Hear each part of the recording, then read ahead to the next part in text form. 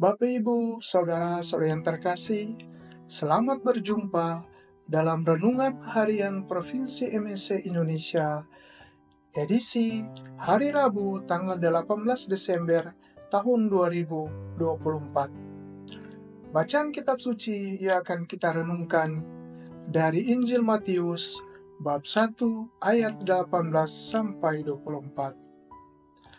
Saudara-saudara yang terkasih, setiap orang pasti mempunyai kekhawatiran dalam hidupnya. Mungkin ia khawatir bagaimana akan keluarganya di masa yang akan datang. Apakah keluarganya akan hidup bahagia atau tidak? Atau mungkin dia ragu akan anak-anaknya. Apakah kedepannya anak-anaknya akan hidup bahagia atau tidak? Atau mungkin dia ragu akan usaha-usaha yang akan dijalaninya. Apakah usahanya akan berhasil atau tidak?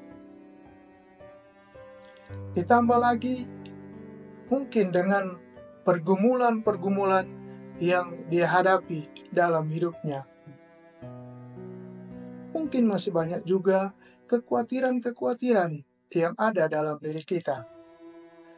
Kekhawatiran terkadang membuat orang untuk ragu dalam melangkah. Rasa ragu dan khawatir itu juga yang dialami oleh Yusuf. Di dalam bacaan Injil dari Matius bab 1 ayat 18 sampai 24. Bagaimana Yusuf tidak merasa ragu? Bagaimana Yusuf tidak khawatir? Karena pada saat ia dan Maria sementara bertunangan, ternyata Maria telah mengandung dari Roh Kudus sebelum mereka sah sebagai suami istri.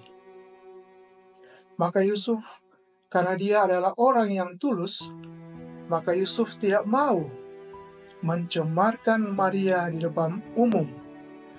Maka Yusuf berniat untuk menceraikan Maria dengan diam-diam. Hal ini juga supaya Maria tidak mendapat hukum, yaitu hukum rajam, karena telah hamil di luar nikah. Tetapi di tengah-tengah keraguan, datanglah malaikat meyakinkan Yusuf dan berkata kepadanya,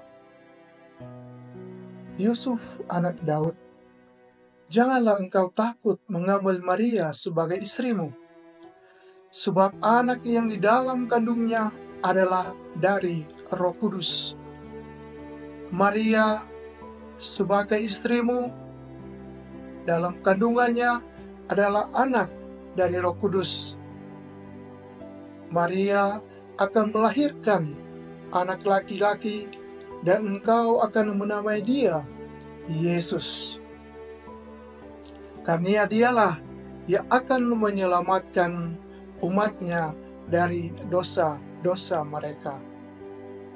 Setelah Yusuf memahami rencana besar Allah, Yusuf tidak ragu lagi untuk mengambil Maria sebagai istrinya.